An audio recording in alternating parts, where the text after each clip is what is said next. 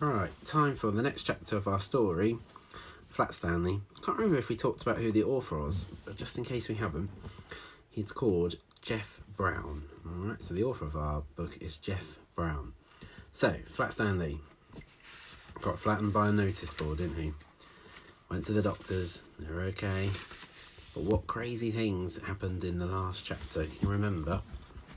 Something how he helped his mother. What did he do to help his mum? Remember?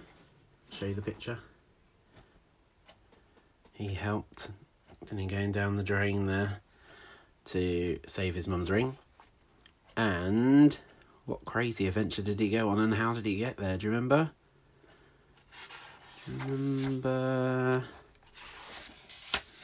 He got a letter and he had to go to California and they sent him in an envelope. My goodness me. The next chapter then, chapter 3, is called Stanley the Kite. What do you think is going to happen this time? Oh, what do you think? Stanley the Kite. Let's see if you're right. Mr. Lambchop had always liked to take the boys off with him on Sunday afternoons to a museum or roller skating in the park, but it was difficult when they were crossing streets or moving about in crowds.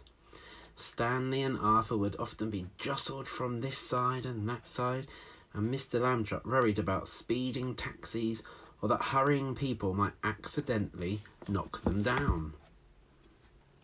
There's Dad, you can see his worried face actually, can't you? I wonder if your parents are like that sometimes. Do they say you have to hold our hands to be safe? Now, I've just seen the next picture. I think something strange is going to happen again to Stanley. You won't believe how Dad gets the boys around. Right. It was easier after Stanley got flat. Mr. Lambchop discovered that he could roll Stanley up without hurting him at all. He would tie a piece of string around Stanley to keep him from unrolling and make a little loop in the string for himself. It was as simple as carrying a parcel, and he could hold onto Arthur with the other hand. Have a look at this. Oh, that's crazy, isn't it? Looks a bit like a sleeping bag, all rolled up, doesn't he? I suppose these he won't get any leg ache, will he? Stanley did not mind being carried because he had never much liked to walk. Arthur didn't like walking either, but he had to. It made him mad. One Sunday afternoon in the street, they met an old college friend of Mr. Lambchop's, a man he had not seen for years. "Well, George, I see you have bought some wallpaper," the man said. "Going to decorate your house, I suppose?" I suppose he does look like a bit of wallpaper, doesn't he? A roll of it. "Wallpaper," said Mr. Lambchop. "Oh, no, this is my son Stanley." He undid the string and Stanley unrolled. "How do you do?" Stanley said. "Nice to meet you, young fella," the man said. He said to Mr. Lambchop, "George, that boy is flat." "Smart too," Mr. Lambchop said. "Stanley is third from the top in his class at school." "Phoo-wee," said Arthur. "This is my younger son, Arthur," Mr. Lambchop said, "and he will apologise for his rudeness." Arthur could only blush and apologise. Mr. Lambchop rolled Stanley up again, and they set out for home. It rained quite hard while they were on the way. Stanley, of course, hardly got wet at all, just around the edges. But Arthur, he got soaked. Poor Arthur. How do you think Arthur's feeling? He wants to be like his brother. Sometimes, if you want something that someone else has got, you're feeling jealous, aren't you? Well, because he's feeling jealous, wait till you see what Arthur does next. What do you think Arthur might try and do? What do you think? Let's see if you're right. Late that night, Mr. and Mrs. Lambchop heard a noise out in the living room. And guess who they found? Have a look. Look. They found Arthur lying on the floor near the bookcase. He had piled a great many volumes of the Encyclopedia Britannica on top of himself. Now those books are big and thick and heavy. What do you think Arthur's trying to do? Oh no, he really is jealous, isn't he? "Put some more on me," Arthur said when he saw them. "Don't just stand there. Help me." Mr. and Mrs. Lambchop sent him back to bed, but the next morning they spoke to Stanley. "Arthur can't help being jealous," they said. "Be nice to him.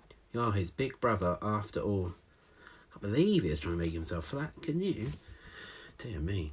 Stanley and Arthur were in the park. The day was sunny, but windy too, and many older boys were flying beautiful, enormous kites with long tails made in all the colours of the rainbow.